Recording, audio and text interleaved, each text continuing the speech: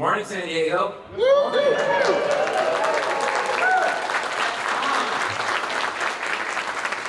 Thank you for coming out. My name is Michael Soule. I'm the creative director of Blu-Stone Publishing, and here to talk about those books and comics from a galaxy far, far away. We've got incredible authors and artists on stage, so let's introduce them. Please give them a big warm welcome. First up, Tessa Groton. Soule. George Mann. Ian McCaig. Kevin Sapp. Carl Soule. And Harvey Boba. The embarrassment coverage is up here. All right, so we're going to start with a get to know you icebreaker question, and then we'll dig in to all the books and comics. So, for the panelists on stage, what would be your Star Wars style? So, if you could wear anything in everyday life, would it be Jedi robes? Would it be trooper armor? Would you go naked except for a bandolier? Tessa, you're up first. When I was really little, I had an Ewok outfit, and it was like a onesie, and it was really comfortable. So I think I'm gonna stick with that. I would say not being a Sith, but like the Sith outfits. It's very cool, and they all wear black. Right on. Pardon. Yeah, I always wanted to be a goth and never had the guts to do it, so I reckon I'd go full Sith. Okay, I'm not alone. Yeah, naked with a bandolier. And a lot of yak hair. I think I'd just be frozen in carbonite.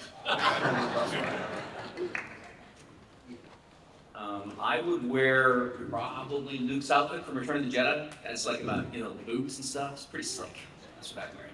A lot of black on the stage, didn't he? Yeah. I'm drawing a lot of Jedi, but I'm in the dark mode. Nice. It's a dark crowd up here today. Everyone's wearing Sith and dark colors. And the Ewok. Yes, thank you, Tessa. That's good.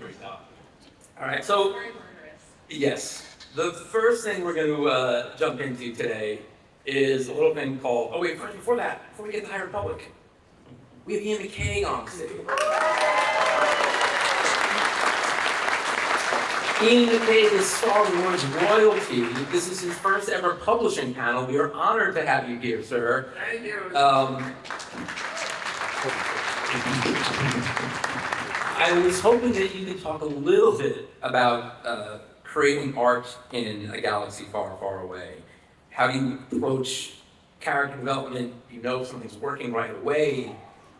What's your process? What's the secret sauce? Yes, exactly. It's really easy, actually. It's called story.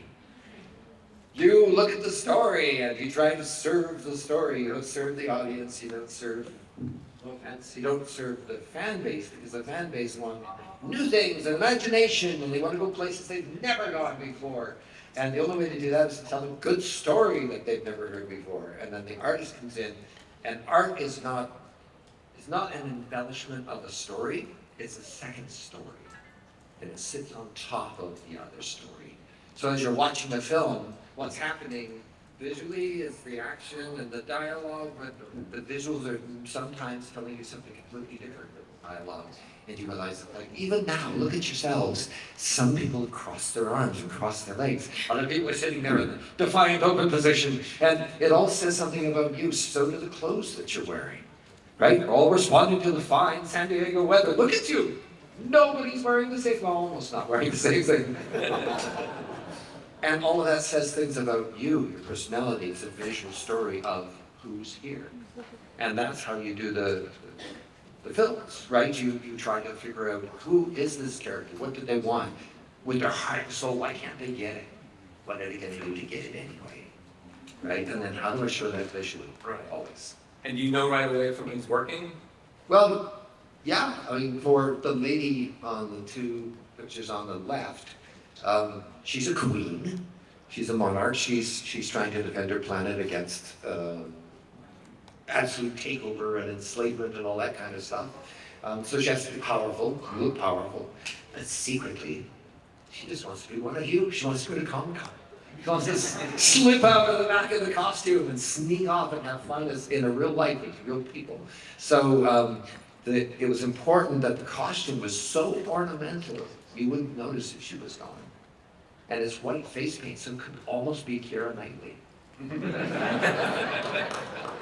And then that's her sneaking out there on the far left, right? Nobody would think of her wearing, what was she wearing? Like a blue high collar and eyeshadow. So they were. Well, how we can all do it. Yes. We're going to talk to Ian a little bit more as we go. I wanted to touch upon the High Republic. We are coming to the end of this particular initiative, not the end of the era. And I wanted to ask the folks up here who are associated with it, what does High Republic mean to you guys, and what were you hoping readers took away from it? So anyone can jump in on that one. Charles, start with you. Go ahead. Okay, all right. I mean, it really is, to me, it's two things which can both be summed up very quickly. It is like the people on this panel, the people that we wish were on this panel with us, but are just off doing other things. They're still around. And the connections that we made and the way we feel when we see each other walking into the room and like we get to spend time together. Like that's an incredibly powerful thing as a creative person that is very hard to find in jobs, you know, like it's become much more than work, I think, to all of us making this thing together. So that's one thing for sure. And then the other is like, I mean, I love Star Wars. I've always loved Star Wars, and I got to add something not like, it's gigantic what we've added to it. A whole new era, all these characters, all these stories, all these adventures, and it feels like giving back what I got. And so I would say it's really those two things for me. Yeah, and it's this. I mean, this has been such a huge part of the High Republic. Very boring because I say the same thing every time. But it's going to the first celebration after lockdown, not knowing if anyone would turn up and 4,000 people come along to a panel to hear about books and comics. And to hear about characters and story and people that they come to love. And so, yeah, it's the people who we work with on the team, it's the characters we literally breathe life into, and it's the community that's sort of growing around here, people who come up to us and tell us their own stories of how the High Republic has affected them or what it's done to their lives. Yeah, I think for me, it's all about, in terms of the story itself, it's also about taking the core story of Star Wars. For me, it's always about hope and finding a different way to tell that story through different characters and different lenses and different eras and different challenges. But always coming back to that core story, which is about finding hope in hopeless situations. I always answer this question a little bit differently, and all of the answers are always true, but you know, as the process of working for the High Republic and getting deeper and deeper into it, you know, the way that I think about it and what I love the most about it has changed. And right now, looking back, like reflectively, as a creator and as a lifelong Star Wars fan, it really means so much to me that it not only allowed, but encouraged to push the boundaries of the kinds of characters who were able to be Star Wars characters, the kinds of kids that I could write and represent. And, you know, I was really nervous a few times. You know, I wrote one of the main characters in my middle grade is a non-binary kid who wears a binder. And not only did I never get any pushback at any level, but I was encouraged by everyone from, you know, the people at Disney and Lucasfilm through the fans who embraced that character in particular. And I think, unfortunately, that's really rare in this kind of work right now, and it's more important than ever right now, and it's always been a part of the High Republic.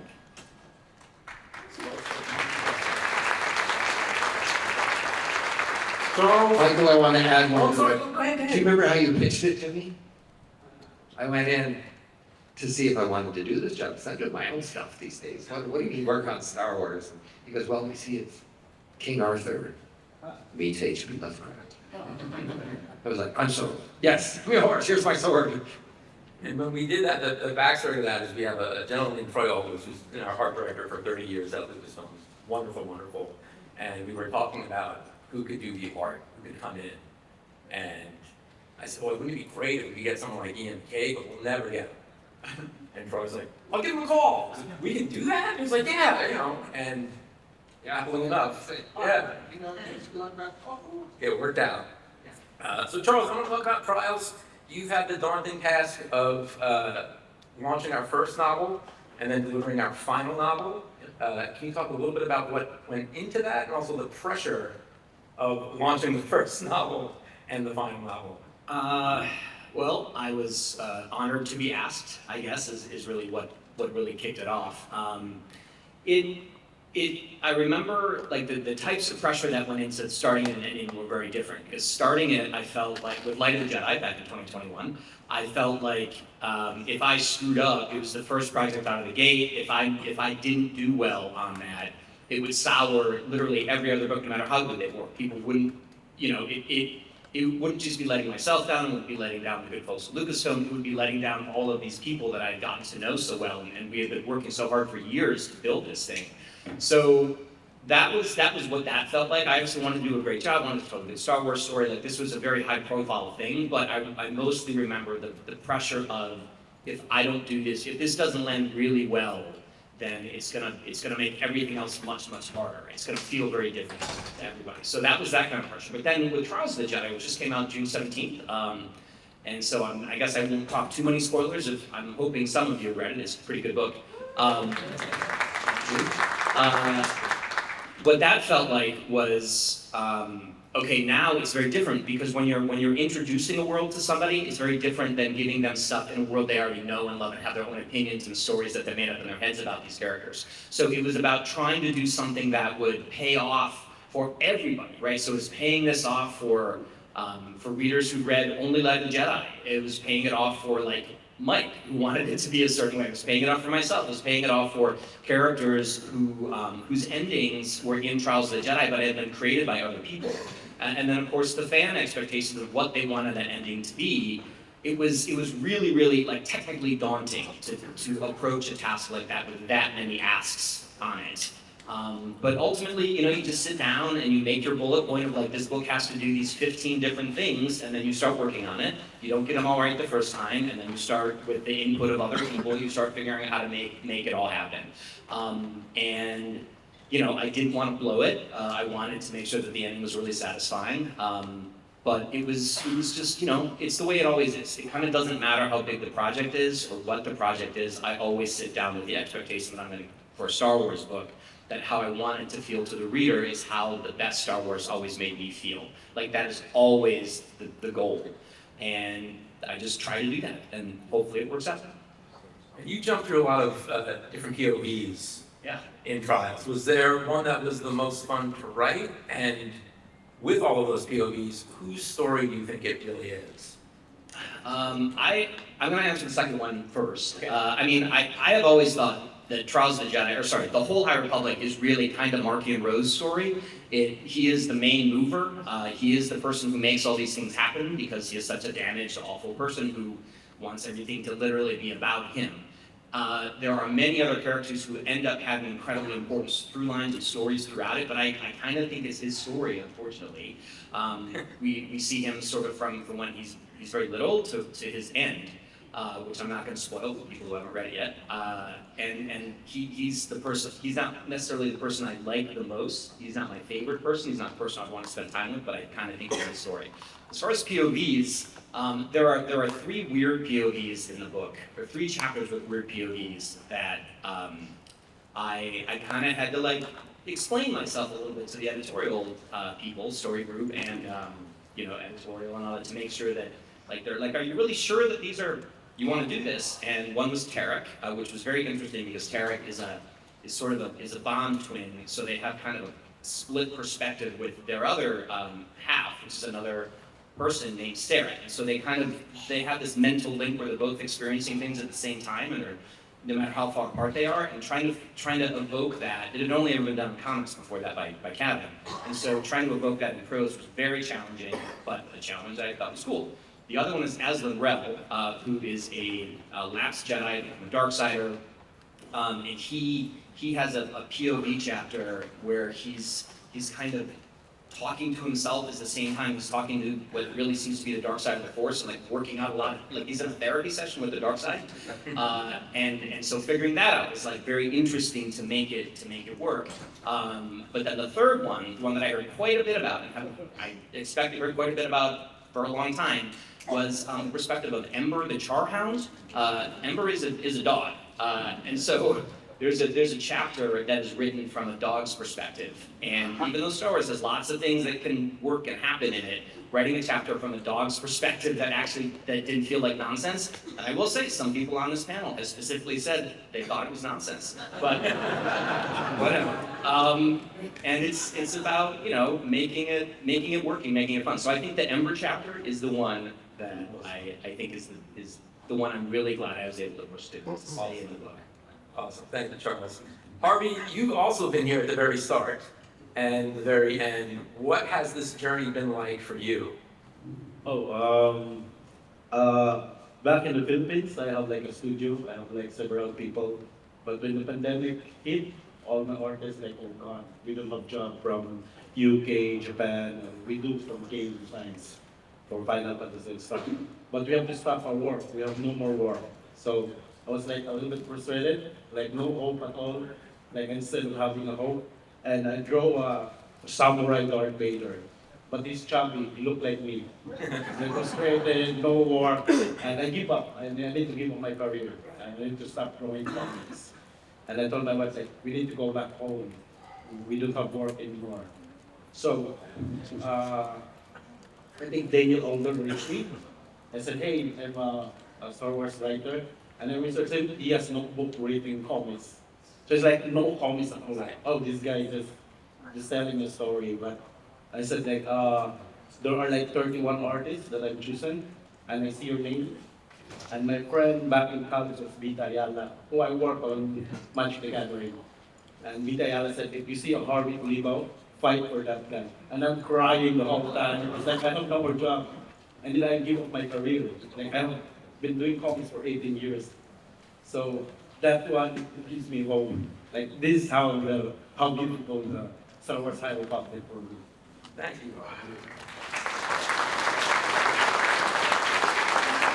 Now, Harvey, you very clearly put your all into your work. Yeah. How long does stuff like this take you to do? It's crazy because that was supposed to be done in 1 month, but I think almost done like 2 months. I feel like I'm gonna be fired after this. But they just said like, oh, there's a page, 2 pages, like there's 70 character. Like 70 character. So it's like a week to draw that page. Like it's crazy, but like it's Angel and it's High Republic. You need to give everything. It shows and it's appreciated. What did you hope to bring forward in your art? What did you want people to experience? If you can see my drawings, like they act like really a real kid, because they are based on my kid, my son named Zod and Wayne. So I put them, they're Jedi, they're in the background. That's great. But they really hate it. They're in the cover of Star Wars, but they hate it because they wanted to be a stormtrooper. And I just told them like, stormtrooper have no faces.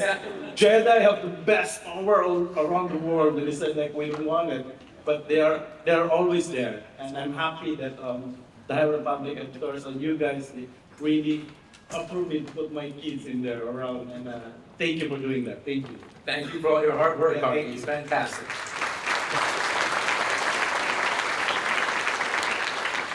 Cav, you've got the last piece of fiction coming out next week, Yep. in fact. What has your journey been like through the High Republic? I mean, it's this comic book. I mean, I think we're on 41 issues overall throughout, and I find it a real privilege that we've all told stories, different stories, different medium. With this, I've told the story of basically 2 people and other people around them, and a relationship. And it comes back to what Ian was saying, what we've all been saying about it's about the people, these big, massive cosmic events, and it's about the people. And I feel like Skier and Keith and Lorna D have become, you know, people I know, and I know how they think, and it is a beginning and an ending for me, because when we started this, I did an audio play for Random House called Jedi I Lost. And I got the permission as we were leaving the ranch for the first week of us working together. And at that point, there were 5 different versions of the High Republic. We'd all pitched a different version. So I made the decision that in Dooku Lost, I would put Easter eggs into everyone. So on Wikipedia, I could be the first mention of the character. And so it's the first mention of the High Republic, it's the first mention of the Nameless, and it's the first mention of Master Trennis. And there's a scene in there where you hear Yoda going through the Lost, and he stops in front of Master Trennis and says, "That was sad." And this issue is, that when we find out why she's a member of the Lost. And so we've gone, you don't get a chance to tell a story when you see someone as a student and you go right the way through. And she's lived through a war, so everything's been accelerated, and her personality has been accelerated. And so, yeah, it does feel like the real, the beginning and end of this story is all linked to that young girl. And I think it's safe to say that it's an emotional journey for the character, but it's also been one for you too. Yeah. Well, I never meant to write a father-daughter story in Star Wars. I mean, when we first started, I said before, when I first wrote issue 1, and then I put it in, and then I went, no, that's not right, and I asked if I could write it again. Because Skier and Keith weren't Master and Padawan in that first issue. They had a relationship, it wasn't it? And it's suddenly one of those 3 o'clock morning, you wake up and you go, they're going to kill me. And I realized that was the relationship. And again, it's a proper relationship of a father and daughter. I mean, they're obviously Master and Padawan, and obviously that's not like a parent thing at all. But I've got 2 girls, and when we've been doing the High Republic, we launched it in pandemic, so I was sort of seeing how they were dealing with that, and again, Star Wars became a family. I mean, again, my eldest had her birthday in lockdown. The great Mark Thompson knew she was struggling to send her a message as Yoda, to say, I had to be in exile and it was hard. And that's what Star Wars means, it's family, and so that's what the book is. That's awesome, thank you, Kev. I want to talk a little bit about the art of the High Republic. So this is a book, our second volume. It was written by the great Kristen Baber. It's out in release from our friends at Abrams.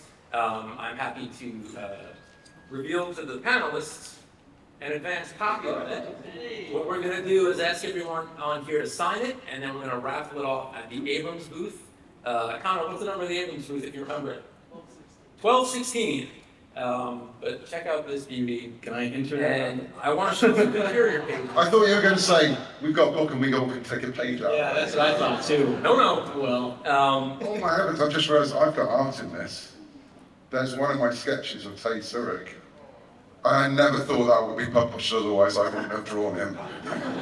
But I We have art in this. Zoraida has art in there. I believe Daniel does. Certainly Ian does. So these are some of Ian's sketches oh my God. that we're showing. The Aslan Rel one, that was the character Charles was talking about before. It was the guy with no eyes. That one popped up in my inbox one day just because Ian thought the character was cool and wanted to draw him. And so again, we're dealing with Star Wars royalty, that pops up in your inbox just for the fun of it. It's like, wow, okay, we have to be on to something then. Something needs to be working. Yeah, but I mean, good and evil are really fun to draw. Good is harder, right? Because evil is just, you can draw anything good, corrupt it. Put a little blemish on it, it's kind of scary. What I liked about him is he was evil with it, corrupted with a little bit of good. Right. Right, because you watch Silence of the Lambs. Hannibal Lecter is not an ugly guy, with pretty eyes. Staring at your throat. But and Hannibal Lecter was one of our inspirations. Yeah, absolutely. Yeah, how do you draw someone? It's called a push me, pull you character. Someone that you want to run a million miles away from, that you just want to touch. Right? The Xenomorph, right? Alien is the perfect design for that. Right? You can't go anywhere near it. And no, you're not going to die by run your hand over that. And then also just for fun, he did Crumbling, Stellan Geos, and Logan Greystorm being impacted by the Nameless. These are the types of things we were getting on the High Republic, and it faded off a lot of time. The other thing that Ian helped with was the creation of the Nameless. And at one point in the story, we did have a giant Nameless battle, and we took it out. It was a little too over the top. Maybe one day we'll return to that. But for the folks on the stage, can you talk a little bit about the Nameless themselves and the creation process, which was not a short one? With the original process. Oh, yeah. No, that was awesome. Character, yeah. All right. Is it spoilers to talk about who the Nameless are? No, I think Everybody know? we can talk about it. We're going to reveal an art that's never been seen before about the Nameless on the next slide. Ooh, good. What I liked was it was a corruption of the Force itself. Yes. These are Force creatures. And so there was anything that has an evolution or has a life story attached to what it looks like, it's so fun to draw. So it's actually an exercise you should try sometime because you can all draw. I know what you say, you can all draw. He was telling me this before the panel. I'm still skeptical, but he Join us insists. for Dominic that teaches them how to draw expressions, professional expressions instantly. You can all learn. But yeah, try and draw yourself 40 years from now. Look at your face in the mirror. Know that noses and ears keep growing. Not so much hair all the time. But yeah, try and imagine what you like and hang on to that drawing for 40 years and see how right you were. Right. So it's the fun of doing that for these creatures, right? We knew that they were this at this point in their evolution, but what were they when they were beautiful? What were they at the end when they are so berserk and out of control?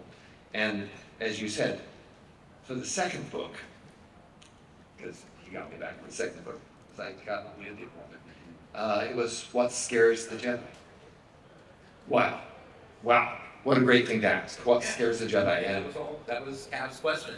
yeah. And that really kicked us off. So with the Nameless, they evolved or devolved, and so we've never shown the true form of the Nameless before.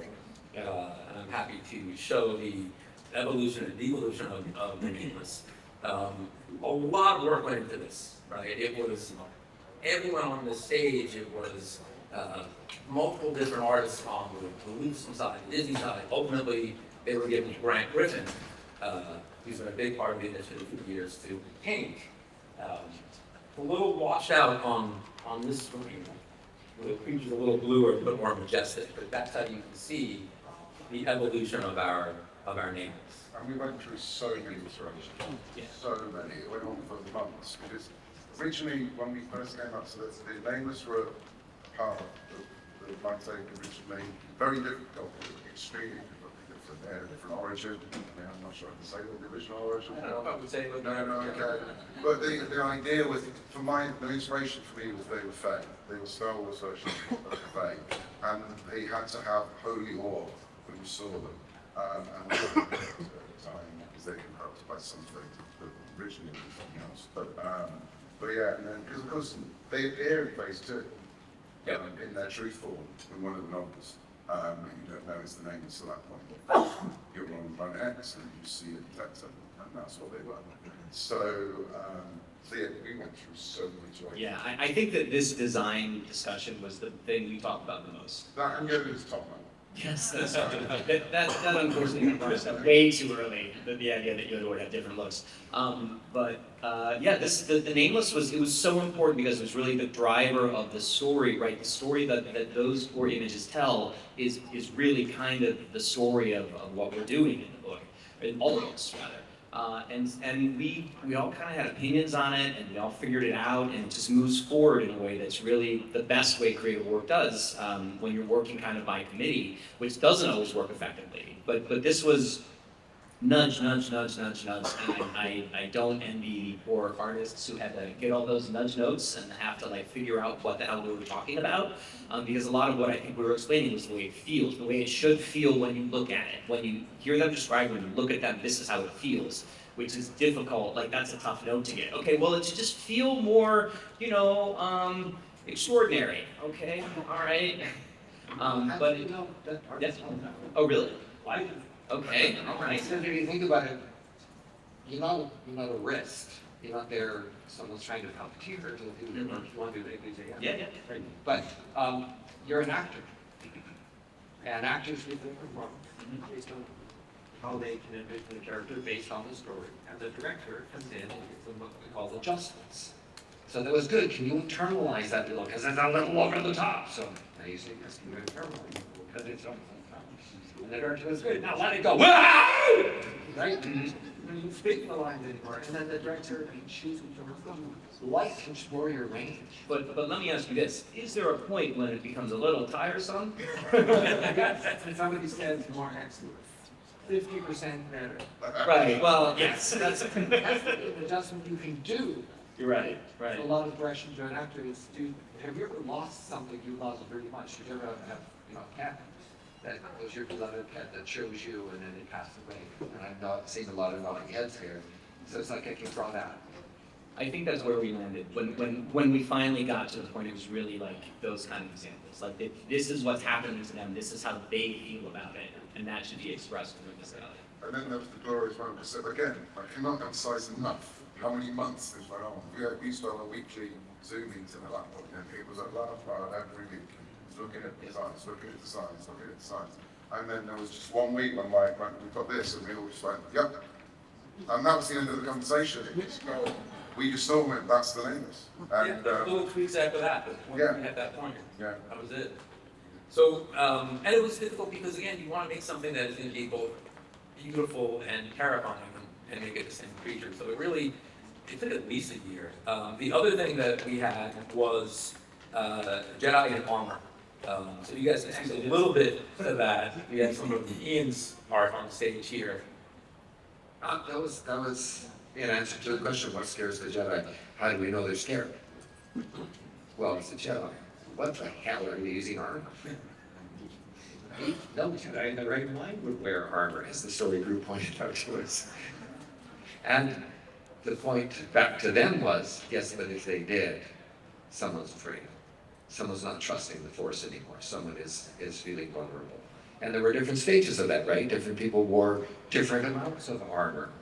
And you could tell when they waded in there without anything, that person is willing to die, that person's the badass, that's the one to watch. So really that's all it was, exploration of that. And then of course, how do you take armor and make it feel Star Wars? So it's Star Wars armor. So you look at what do we have so far? We have Mandalorians, who make great armor.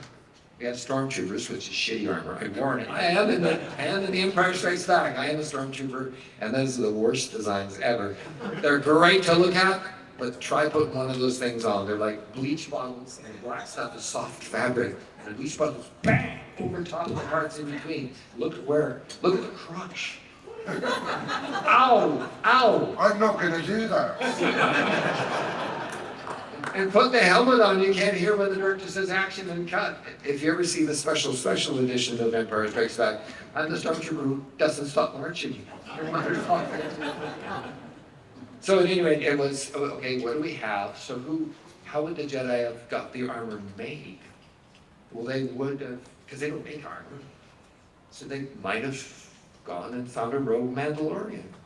So that then gets you saying, okay, what do we know about Mandalorian armor that makes it Mandalorian armor? What's special? What would they have changed? What's the personality of this rogue armorer? And whether that ends up being in the stories or not, I need that story to design. So everything, Darth Maul, everybody has an entire backstory that has nothing to do with the movie, right? And that gives me something tangible to design around and questions to answer. So that's all I think with the armor. All right, well, so I thought we had another half hour, but apparently we're going another 15 minutes. We're going to go a little bit faster, I guess we're ending early day, and talk a little bit about the era of the Acolyte, which is at the end of the High Republic era. Speaking with, the great Kristen Baylor, she wanted to send her apologies that she could not be here, but she's also working on the art of the Acolyte, like she did the art of the High Republic. Is a beautiful book that goes really in depth into the making of the show. That is also coming out from our friends at Abrams. First to market at the show, you can find it downstairs, is the Crystal Crown, written by Tessa Rodden. Tessa, can you tell us what went into this, and what are you putting Jordan and Jackie through?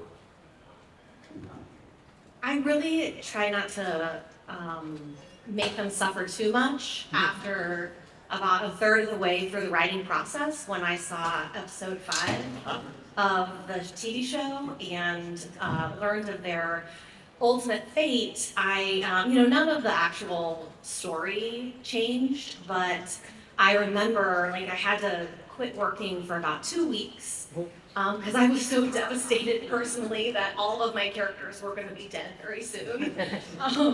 I really had to figure out how to get back into that and have a good time for myself so that it could be something that readers could really enjoy, because by the time the book came out, everyone would also know what the ultimate fate was.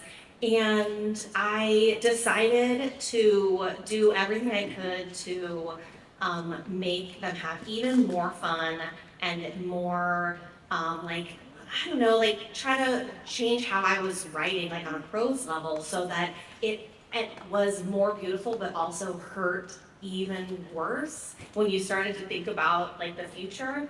And added a lot of jokes about death. So you should brace yourself for that. That starts about 2/3 of the way through the book. I really wanted an opportunity to show the real beginning of their relationship as, Padawans. When they're both Padawans, they know each other before the book starts, and have a pretty contentious relationship for what I think are probably obvious reasons if you've seen the TV show. But then finding ways for them to work together and, in a very Jedi way. We have personality conflicts. How do we, let those conflicts flow through us and work together? So I don't know. I think it's a really fun adventure ultimately. And then, so did knowing their fates ultimately make it easier at a certain point? Was it liberating, or was it just a weight? Or both? Once I got to revisions, it was a lot easier, but the drafting, I was still pretty deep into my sadness. Well, but it's not a sad book. No, not remotely sad. Just a lot of morbid humor and the promises of future sadness. Right. And originally it was pitched more as sort of a Hunger Games with Star Wars type of thing. Yeah, that's really pretty much, Jordan and Jackie both end up participating in a planet-wide ritual that is similar to the Hunger Games, though a little bit less dire, because of, their masters are busy. Exactly. All right, we're gonna move on to Mr. George Mann. Tides of Terror is out, I believe, next week or so. Tell us a little bit about what this is. It's Kit Fisto. You might be one shot to write a Kit Fisto story, so you put everything into it. And basically, where this story, that moment in Attack of the Clones when you just see him turn to the camera and smile, I just wanted that. It's that encapsulated in the story. So Spencer from Dark Horse had approached me about writing a mini-series, asked me for a few ideas, and I sent a few ideas. I think I sent 4 ideas into him, and 3 of them were about this long paragraph. We could do this, we could do this. This was a page and a half, and the response that came back was just Kit Fisto in capitals with about 10 exclamation marks. So we went with it.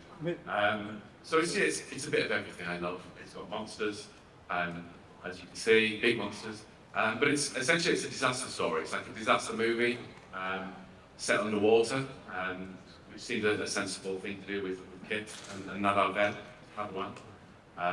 So you've got monsters both above and below the water. An underwater base that is kind of set above a ruined city, so there's like a flooded culture, kind of Atlantis-style culture, and this base has been set up for people to explore the ruins and learn more about the culture, but there's monsters outside, so they have to be very careful, and there's nefarious activity that soon things start to go very, very wrong on the station. Yeah, that's where the fun begins. Speaking of monsters, Mr. Scott, we've been telling some scary stories for quite some time now.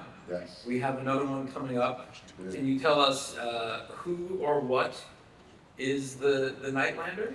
So the Nightlander is a new boogeyman for the Star Wars galaxy. So it came about because I've been doing, you said this as well, we've done Tales from Vader's Council, we've done Tales from the Wrangler bit, we've done Tales from Death Star, and I received the call we to do another one. And I started to go, well, where else do we tell tales from? And I was drawing a bit of a blank. So I was going through my old notebooks, and one of the notebooks was from the first week of doing the High Republic, and it's something Mr. Matt Martin said on the first day was, when in doubt, make something new. And I'd written that at the top of the page. And so, linked to that, I had made a mistake in Dooku Jedi Lost, because I'd forgotten the Nightlands were something from Legends that didn't exist anymore. And Lord E says of Mark Rowe, damn him to the Nightlands. So I was like, also what are the Nightlands now? So the Nightlands are basically the Twilight City of the dead, the land of the dead, or where the dead go. And the Nightlander is someone who wants to come back. And that's the reason. And the Nightlander was happily, thankfully designed by Mr. McCaig. Ian, what went into making the Nightlander? What did you pull from for this? There's things that scare us, university scare us, things that are not quite right, we're wired to run away from. So to give someone a posture that is not quite right, to give them a piece of anatomy that shouldn't belong, like they suddenly just dissolve into smoke from the chest on down. Also, when you hide a face, you do this, as we do on Facebook, you become invulnerable. Say it, do anything, and it's very frightening to do that kind of face. So I thought, let's make a mask. Put a mask over the front end. But the best living mask is a skull, is bones. So I gave it a bone face, but then you never just want to choose one thing when you're designing, especially in Star Wars. It's usually got to be 2 or 3 things that they somehow merge, like ideas when you're writing, right? They sit in a drawer together, all those great ideas you have, and then when you open the drawer, they're all messed up together. That one and that one and this one. That's literally the version I made a lot of those designs. Tear the head off one of my drawings and put it on the body of another one. Whoa! So the jaw is the jaw of an ant. And if you have electron microscope photographs of that, you'll see that lower jaw, yes, yawn big, because that's a good illustration. That jaw unhinges and opens. How cool is that? You see, my dog like this, and got that. And so I gave that to the Nightlander, and this kind gentleman was good enough to think that was a good idea. Yeah. We love monsters. We do, and then Sue, you got to draw the Nightlander, some of your pencil pages.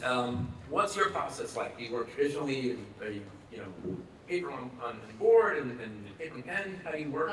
So I lay out everything digitally, pencil everything digitally, and then I ink traditionally and I color back digitally. Wow. But I saw the designs, they were waiting for Francesco's designs, and we were like, oh, use these, and I was like, oh god, these are so good, mine are gonna be terrible, I don't even know how to do justice. And then I realized that like, it does look very insect-like, it's one of the first things I got, so I was like, well, this is kind of like the edited version of what she looks like, but there is a version with the tentacles that I kind of went too crazy, you saw it, but I was like, okay, we can't use that, but I had a lot of fun. Yeah.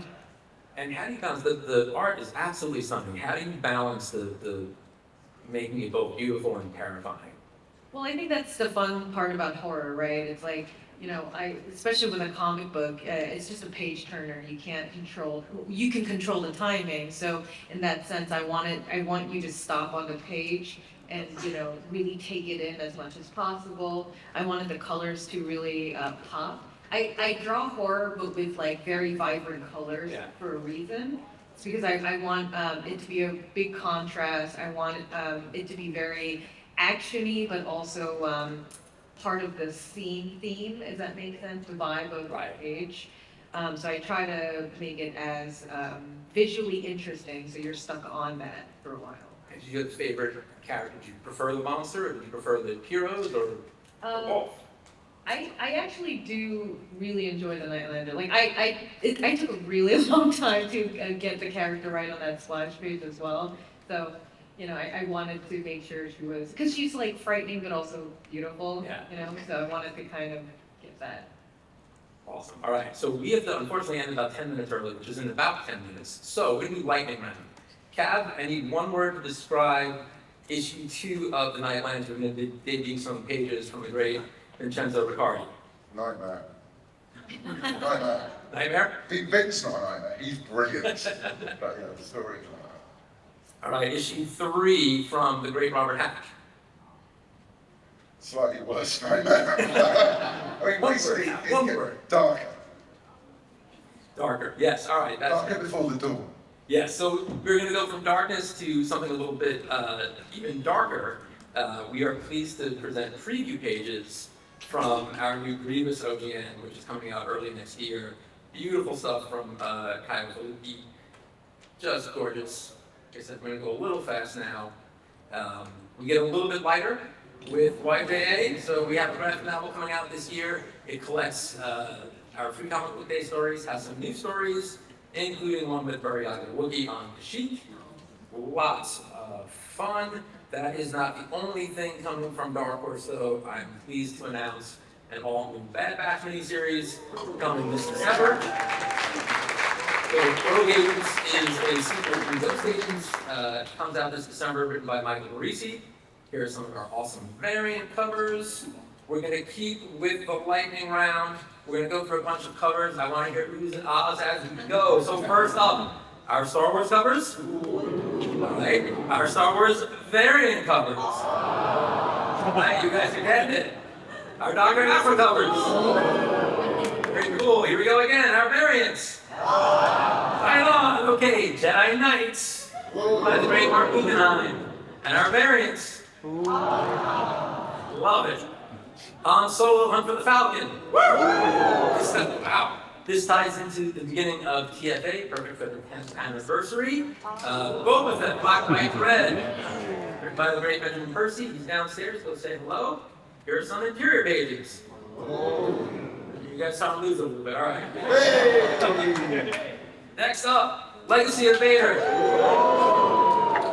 Charles, we tight on time. Tell us what's going on in this book. Okay, Kylo Ren, Supreme Leader of the First Order, has no idea what to do with himself. He's a mess, so he decided to go back to Mustafar to explore the history of Darth Vader and see if that would give him some inspiration as to where he could go in his wonderful career as Supreme Leader and horrible monster of the galaxy. So he has been going to some of the key sites in Vader's history, Tatooine, Naboo, to sort of understand what has been happening. His guide in that journey has been Vane, who is the ancient guy you see in Rogue One. At this point of the story, Vane is a head in a globe attached to a giant robot spider body. Awesome. So they've been going all over the place, and I think the next set of stories have him meeting an Order 66 survivor named Grandea, who's very old at this point, but is awesome. After that, we meet the new leader of the Knights of Ren, because the Knights of Ren have sort of dropped off screen. Her name is Tava Ren. She is super cool. And after that, we meet Luke Skywalker. Oh, very good. Cool. All right, let's keep going with a couple things. Next up, Island. Island celebrating their 50th anniversary. It's their first 50th year. This book comes out early next year. It is gorgeous. I cannot say enough good things about it. It's from our friends at Abrams. Here is a sneak peek at some of the interiors. This covers 50 years of Island's incredible work. It's not just Star Wars, it really is everything. This was really done as a labor of love from everyone from Island. So again, this is something that you definitely don't want to miss. Staying with behind the scenes, I do have to mention the Vader Icons book written by Anthony Bresnikan.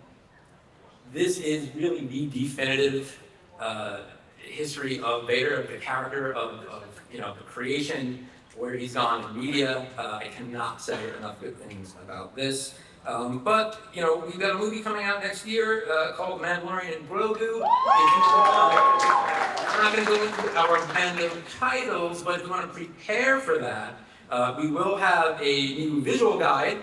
This is our first Mando visual guide, covers seasons 1 to 3. written by the great Pablo Hidalgo, covers by Brian Rood, who's downstairs. Go say hello to him. This will be out in time for the film to sort of prep you guys for the movie. The other thing that we have coming out is, I think, the cutest thing we've ever done so far. It is You're My Little Grogu. That there, the Who's and Ahs. Kaylee McCaig, who's the artist, is here. Give her a round of applause. I'm not sure where she is. There she is.